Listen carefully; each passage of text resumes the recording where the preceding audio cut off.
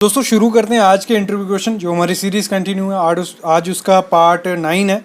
तो जिसमें हम बात करेंगे, सबसे पहला इंटरव्यू क्वेश्चन जो है वो है कि ये पहले बता चुका हूँ वैसे मैं, यूनिट वेट क्या होता है कंक्रीट का। तो यूनिट वेट कंक्रीट का होता है 25 किलो न्यूटन पर एम क्यूब या 2500 kg। ये होता है आरसीसी का। और पीसीसी का यूनिट वेट कितना होता है, उसका होता है 24 किलो न्यूटन पर एम क्यूब।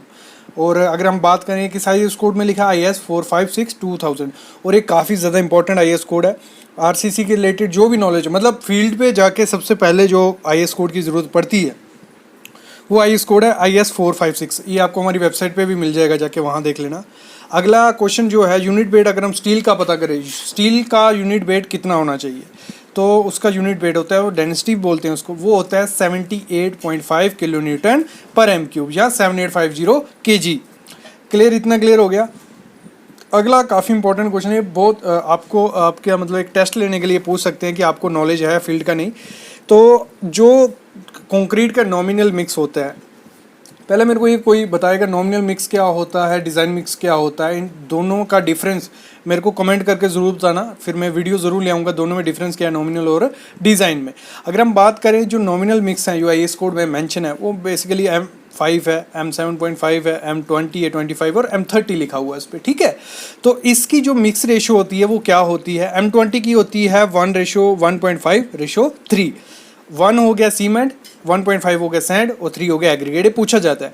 M7.5 की 1:4:8 और M5 की 1:5:10 और M25 की 1:1:2, M30 की 1:1:3। इसको याद कैसे रखना है ये मैं प्रैक्टिकल वीडियो बना चुका हूँ सिविल साइट विजिट चैनल पे, वहाँ जाके भी आप देख सकते हो कि इसको लर्न कैसे रख सकते हैं हम। अगला जो क्वेश्चन है वो डक्टिलिटी पूछते हैं कि डक्टिलिटी क्या होती है। तो डक्टिलिटी होती है, अगर हम एक एग्जांपल लेते हैं, एक स्टील है, उस पर जब हम लोड डालते हैं तो वो डिफॉर्म, मतलब एकदम टूट नहीं जाता। जैसे हम गिलास पे लोड डालेंगे, उस पर लोड डालेंगे तो वो टूट जाएगा एकदम से, उसको अगर किसी स्ट्राइक किया हमने। वैसे अगर हम स्टील पे करेंगे तो वो डिफॉर्म होगा, मतलब उसकी डेंसिटी होती है, डक्टिलिटी क्या बोलती है, हमें इसको अगर बताना हो, एबिलिटी टू डिफॉर्म, मतलब वो डिफॉर्म होगा, एकदम से टूटेगा नहीं, तो उसे हम डक्टिलिटी बोलते हैं।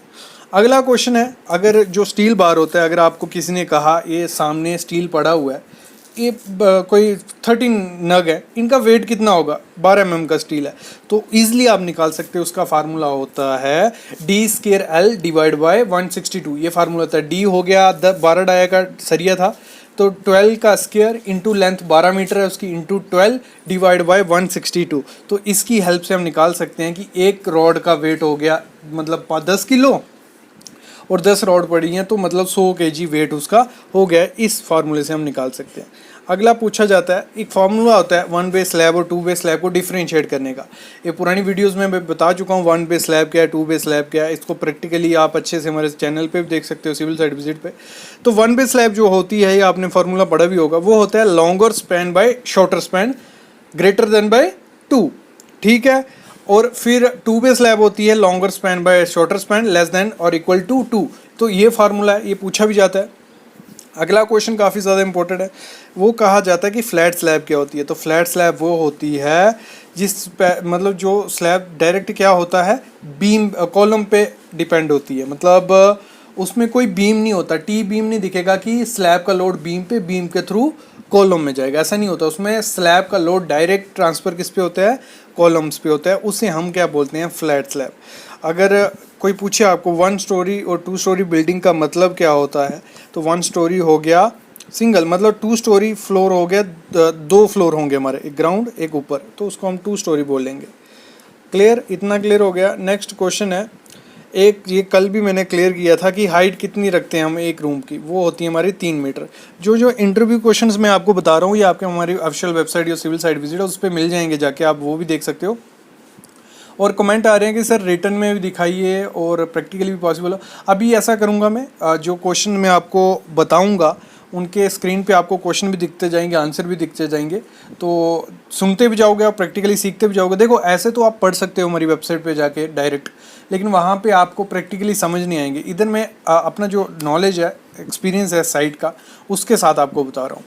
अगला क्वेश्चन है, लेंथ क्या है, क्या राइज़र जो होता है स्टेयर केस है एक उसमें राइज़र होता है खड़ा टप्पा, और एक जिस पे हम पाँव रखते हैं वो ट्रेड होता है, उसमें हम राइज़र और ट्रेड बोलते हैं। तो राइज़र हमें कितना रखना होता है, 150 से 200 mm, और ट्रेड रखना होता है 250 से 300 mm। ये क्वेश्चन हमारा हो चुका है। एक काफ़ी ज़्यादा इंपॉर्टेंट क्वेश्चन आगे आने वाला है जो पूछा जाता है आपसे कि स्टेयर केस जो होती है उसकी स्लोप कितनी रखनी चाहिए। तो उसकी स्लोप वेरी करती है 25 डिग्री से 40 डिग्री। अगर इससे आगे पीछे बनाई, या तो वो सीढ़ी उस जगह पे बैठेगी नहीं, या तो काफ़ी ज़्यादा स्लोप हो जाएगी, चलने में दिक्कत होगी, या तो कम स्लोप हो जाएगी टप्पे, मतलब काफ़ी दिक्कत आ सकती है। IS कोड जो 546 कहता है वो कहता है आपका जो पिच होती है, जो स्लोप होती है स्टेयर की, वो 25 डिग्री से 40 डिग्री आपको रखनी होती है। अगला क्वेश्चन है क्रैंक बार के बारे में सबने सुना है। क्रैंक बार क्या होता है, जिनको पता है कमेंट करो, नहीं तो नेक्स्ट वीडियोस में हमारा आने वाला है टॉपिक ही कि क्रैंक बार क्या होता है, क्यों प्रोवाइड करते हैं। अभी यहाँ पूछा जा रहा है कि क्रैंक बार की लेंथ कैसे निकाली जाती है। तो उसकी लेंथ निकाली जाती है, फार्मूला होता है 0.42 d, कितना 0.42 इंटू डी। डी क्या हो गया, डेप्थ ऑफ स्लैब माइनस उसका कवर दोनों तरफ से।